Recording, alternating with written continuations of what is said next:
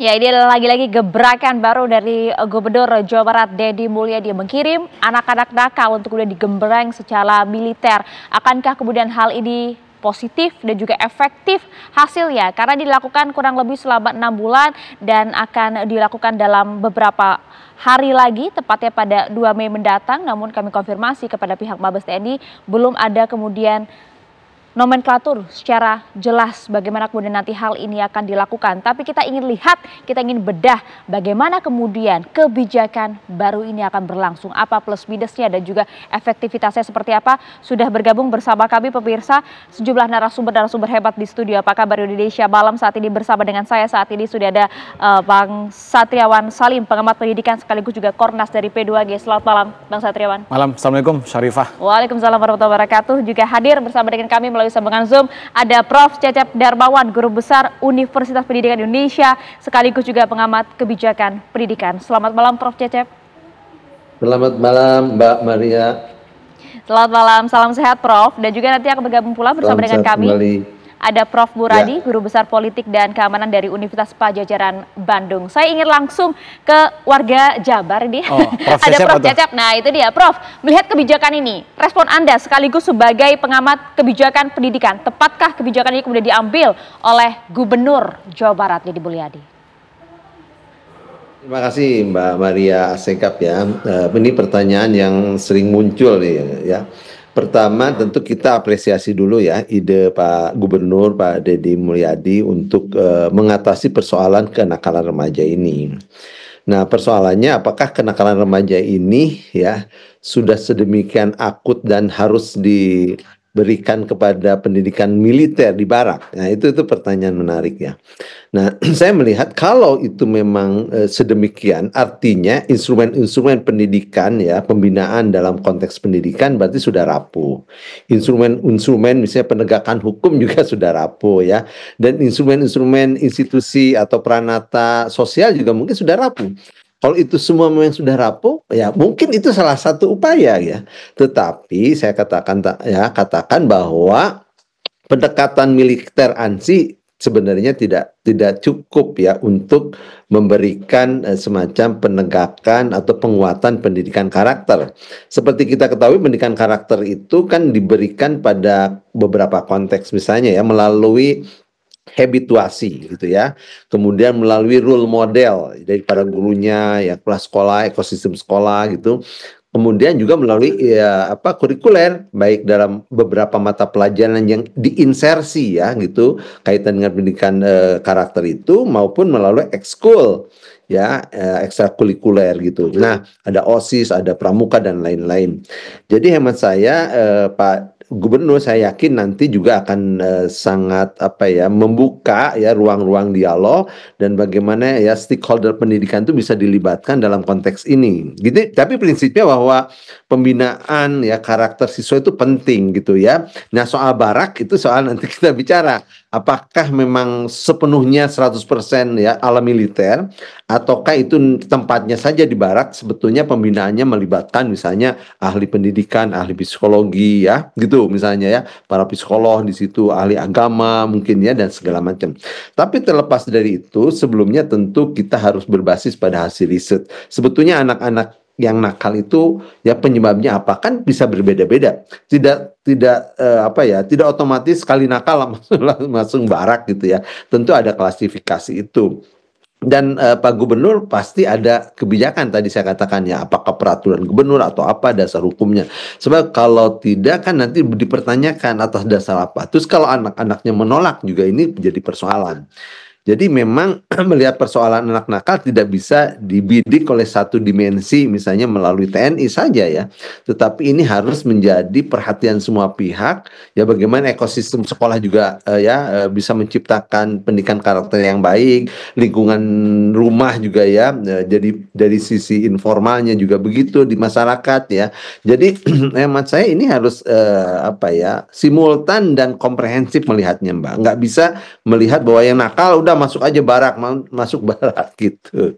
Prof, artinya kalau menurut Anda sebenarnya pembinaannya diperlukan, tapi nampaknya kebijakan yang diambil kurang tepat begitu ya. Kami coba akan bergeser ke Prof Muradi. Prof, Kalau menurut Anda, Prof, tadi disampaikan juga oleh Prof Cecep bahwa ini kalau begini artinya nampaknya instrumen sosial, penegakan hukum, pendidikan rapuh semua nih. Tapi apakah ini memang bisa kita katakan ini jangan sampai ini hanya omong-omong semata dari Gubernur Deddy Mulyadi, digebrakan di awal tapi kita nggak tahu ke belakang seperti apa. Prof Muradi. Ya, makasih Mbak Syarifah, Kang Cecep, Pak Satriawan. Dua hal ya. Yang pertama, saya melihatnya ini kan crash program ya. Tidak, kalaupun kemudian dianggap sebagai satu program kepasti kan juga ada banyak instrumen tadi. Prof Cecep sudah sampaikan bagaimana kemudian keberadaan program tersebut. Apakah memang dia akan sebatas membangun efek jerah semata di awal atau memang itu akan jadi program tetap.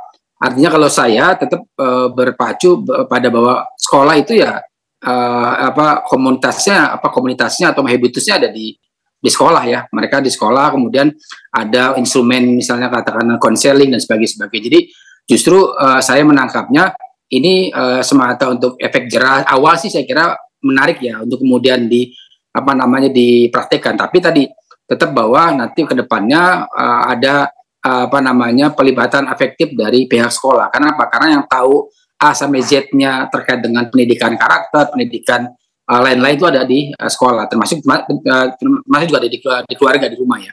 Itu poin pertama. Yang kedua, kalau ini kemudian menjadi program jangka panjang atau program yang tetap, saya kira ada 4 hal yang saya kira perlu dilihat. Pertama, memang apakah ini akan betul-betul memberikan efek yang sama dengan ketika saya waktu kuliah, saya waktu SMA gitu, atau dengan berbeda, karena Gen Z ini unik kenapa? Saya tadi sebutkan bahwa di beberapa media ya bahwa pertama anak sekarang itu dia easy going saja. Bayangkan misalnya ada 3.000 ASN dari Gen Z, dia berhenti karena memang merasa bahwa itu tidak worth it gitu. Nah yang kedua, apakah kemudian program tersebut itu akan memberikan efek jerah? Saya malah agak khawatir. Kenapa? Karena kalau sampai katakanlah dijemput di rumah, itu kan kita kan perspektifnya berbeda. Orang kemudian menangkap bahwa ketika anak siswa dijemput di rumah ada 3 hal. Yang pertama, ini menyangkut anak ini tidak cukup baik, apakah kemudian nakal, geng motor, narkoba dan sebagainya. Yang kedua, saya kira penting juga dilihat bahwa proses ini harus kemudian melibatkan semua pihak. Pihak itu artinya memang tidak hanya kemudian yang disebutkan oleh KADM ya di beberapa komentar beliau dan kemudian di beberapa media, tapi juga kemudian melibatkan tadi ya Kang Cecep sampaikan soal adanya psikologi dan sebagainya.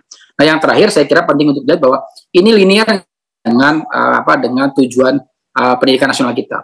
Kita lihat di Undang-Undang Pendidikan Nasional, kemudian juga lihat juga kalau dikaitkan dengan bela negara, banyak instrumen yang kemudian melibatkan infrastruktur yang tidak sedikit.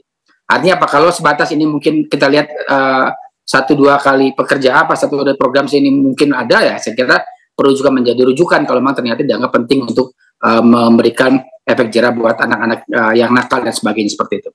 Itu dia, kalau kemudian konteksnya adalah efek jerah, menurut Anda tepat tidak ini? 6 bulan di barak militer? Iya, yang pertama kita harus bisa membedakan ya, terminologi misalnya wajib militer, kemudian yang kedua adalah pendidikan militer sama pendidikan karakter gitu. Saya rasa itu 3 terminologi yang berbeda. Nah, konsep yang ditawarkan oleh Kang Deddy ini apa? Apakah wajib militer, apakah pendidikan militer gitu kan, atau pendidikan karakter secara umum gitu. Kalau berbicara wajib militer, ya Pak Muradi lebih ahli, lebih pasti gitu ya, bahwa setahu kami ya itu tidak dikenal ya dalam konteks wajib militer seperti di Korea, di negara-negara lain ya, di kita itu gitu ya.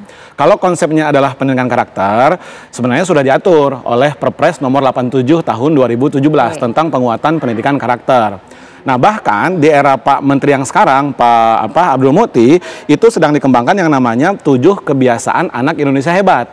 Ya kan, misalnya bangun pagi, kemudian gemar belajar, gemar beribadah, tidur cepat. Nah itu diantaranya ya. Kalau berbicara terjadinya kekerasan, terjadinya anak-anak tawuran, itu kan berarti tidak melakukan, tidak menghabituasikan yang namanya 7 kebiasaan hebat anak Indonesia hebat tadi kan gitu.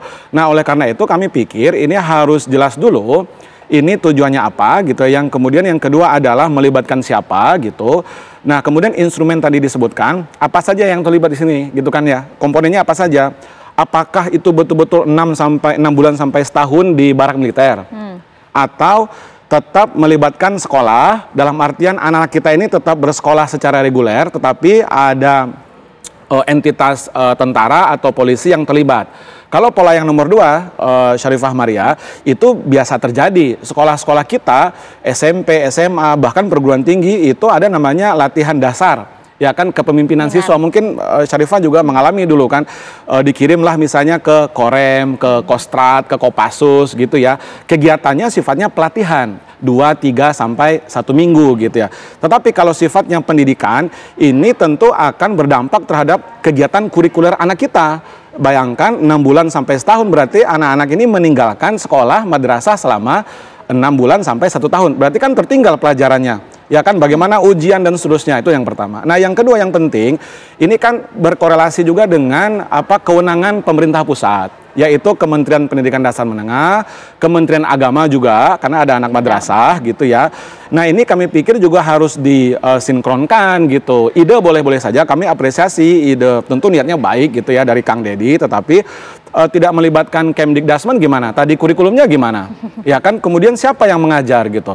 Kalau yang mengajar ansih hanya tentara, ya tentu pendekatan militer dalam konteks pedagogi itu berbeda dengan pendekatan sipil dalam konteks pedagogi. Kalau kita masih percaya kepada Ki Hajar Dewantara, ya Ki Hajar Dewantara mengatakan bahwa pendidikan itu pusatnya ada 3. Pertama rumah, yang kedua sekolah, ketiga masyarakat, bukan barak militer, bukan. Nah itu kata Ki Hajar gitu. Itu dia, menariknya di situ tuh Bang Satriawan. Karena kalau kita lihat ya, apakah kemudian kebijakan diambil oleh Gubernur Jabar Deddy Mulyadi ini untuk kemudian melakukan pendidikan militer untuk anak-anak ini, apakah artinya pendidikan tadi yang disampaikan, pendidikan sekolah, rumah dan juga sosial ini kemudian sudah rapuh, sudah nggak efektif lagi, sudah tidak dipercayakah? Itu pertanyaan kita, dijawabin nanti. Sesaat lagi kami akan kembali untuk Anda.